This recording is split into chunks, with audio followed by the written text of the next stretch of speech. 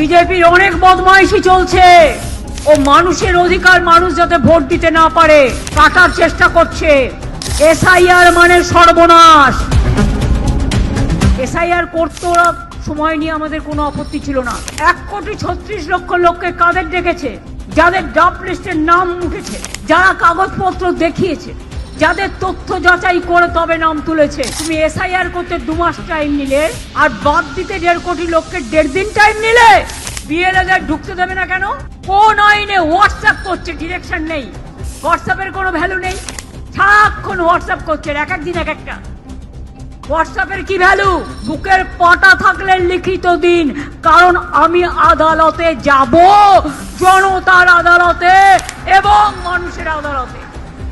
এই 57 জনের স্মৃতিতে সব জেলায় জেলায় শহীদ বেদি হবে, একটা করে শহীদ বেদি, 57 জনের নাম।